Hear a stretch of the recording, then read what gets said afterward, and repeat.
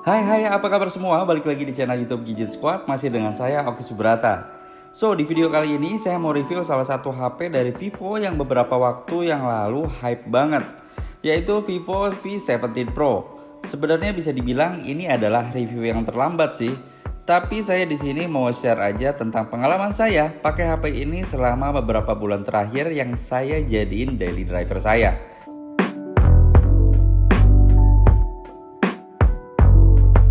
Kesan pertama pas ngeliat HP ini, saya suka karena desainnya cantik dan mewah juga berkilauan. Kesan smartphone premiumnya juga berasa banget karena mengusung konsep unibody. Di bagian belakang, polesan ala material kaca juga ngebuat HP ini nyaman dilihat.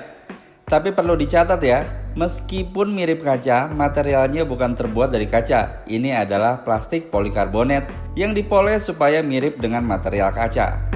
Logo Vivo berada di bagian tengah bawah, sementara setup 4 kameranya berada di bagian atasnya. Penempatan 4 kamera utamanya sendiri dibagi dua lagi dengan LED flashlight yang menjadi pemisah di tengahnya. Jadi 2 di atas LED flashlight dan 2 lagi di bawah LED flashlight. Dan buat kamu yang nggak mau HP-nya cepat kotor, ada hard case di dalam box penjualannya yang bisa langsung dipakai. Tapi untuk ngebuka hardcase-nya sendiri, saya di sini cukup dapat kesulitan ya. Ini keras banget, jadi harus ekstra hati-hati. Kalau dipaksa, kemungkinan bisa pecah hardcase-nya. Dan menurut saya, ketika menggunakan hardcase, kecantikan smartphone ini justru berkurang karena warna hardcase-nya sendiri adalah hitam doff, bukan transparan kayak kebanyakan case tambahan dalam paket penjualan merek lain. Untuk hal ini tentunya dikembalikan lagi ya ke selera masing-masing.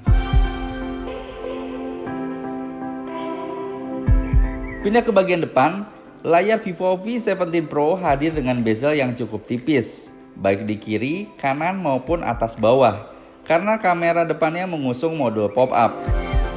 Vivo V17 Pro mengusung Full Display Plus berukuran 6,44 inci dengan resolusi 1080x2400 pixel, 409 ppi, dan aspek rasio layar ke bodi mencapai 91,65%.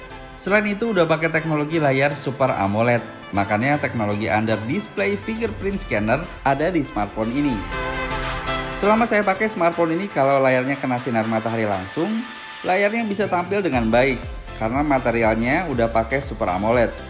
Tapi buat lebih maksimal, tentunya harus mengatur tingkat kecerahan alias brightness ke mode penuh atau maksimal. Dan untuk interaksi di dalam layar juga terbilang baik, responsif ditambah dengan pengalaman sentuh yang halus. Oke, sekarang ngomongin soal performanya.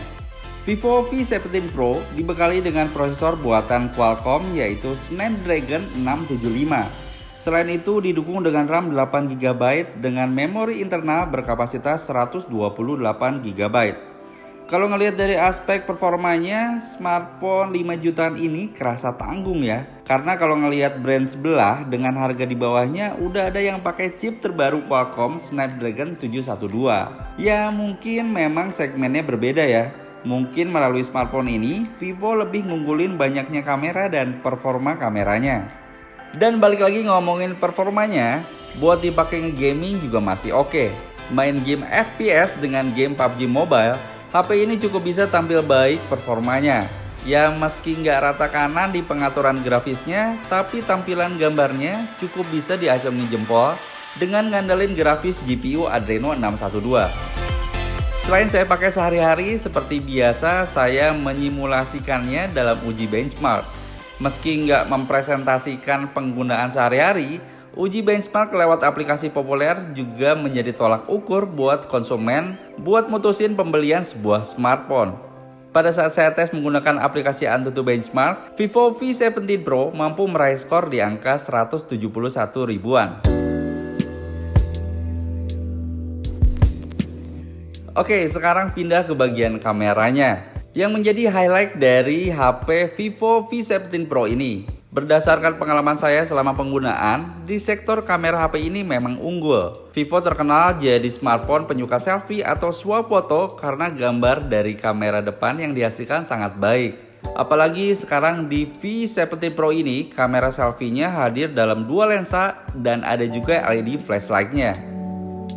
Untuk kamera utamanya, Vivo V70 Pro hadir dengan fitur AI Quad Camera yang punya 4 lensa belakang yang terdiri dari 48 megapiksel, 8 megapiksel, 13 megapiksel, dan 2 megapiksel untuk deep sensor kameranya.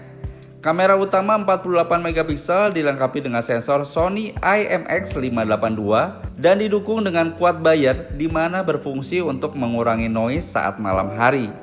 Nah, buat kamu yang suka selfie, kamera dual pop-up selfie kamera beresolusi 32 megapiksel f2.0 dengan 8 megapiksel f2.4 bisa diandalin banget.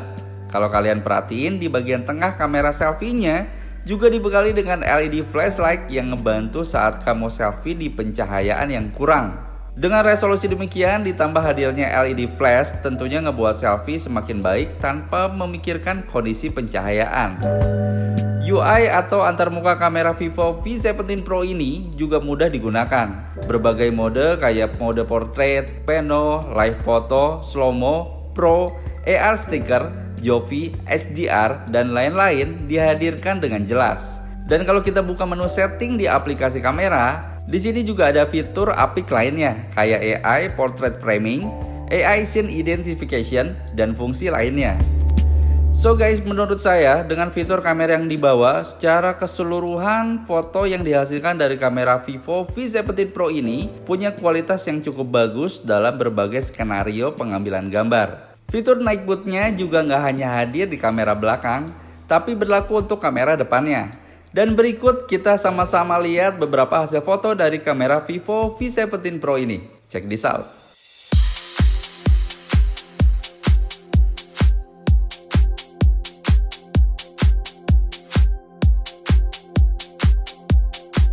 Hai guys, ini adalah hasil video dari kamera depan V70 Pro dengan resolusi 1080 pixel. Dan kalian bisa dengar saat ini adalah hasil mic-nya, jadi saya nggak pakai mic tambahan. Saya langsung record aja, jadi kalian bisa nilai sendiri gimana hasilnya dan tulis di kolom komentar sekarang.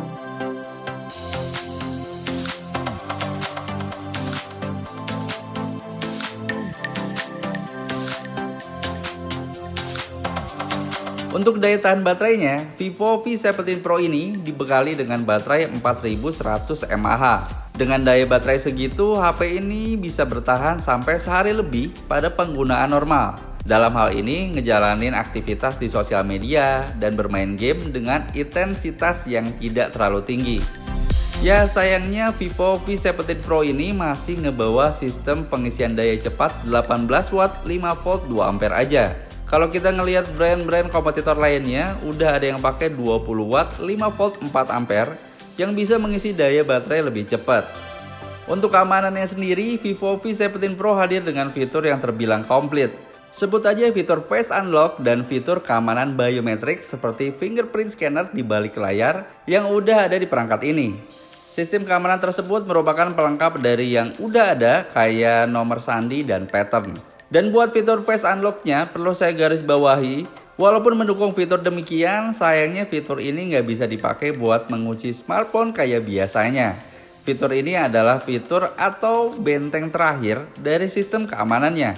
Misalnya kalau udah salah sandi beberapa kali dan sidik jari yang nggak bisa dikenalin, baru Face Unlock inilah yang akan bekerja untuk mengenali wajah pengguna kemudian membuka si perangkat.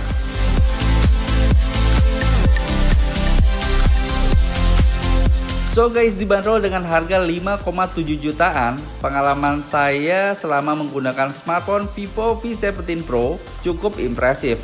Dari segi desain, performa, apalagi kameranya, udah bisa diandalin buat kamu yang butuh smartphone kamera daripada performa. Kameranya yang banyak dengan resolusi yang dihadirkan terbilang tinggi. Hal ini cukup bisa dijagoin. Meski tentu masih ada beberapa kekurangannya, dari minus kayak nggak ada fitur NFC.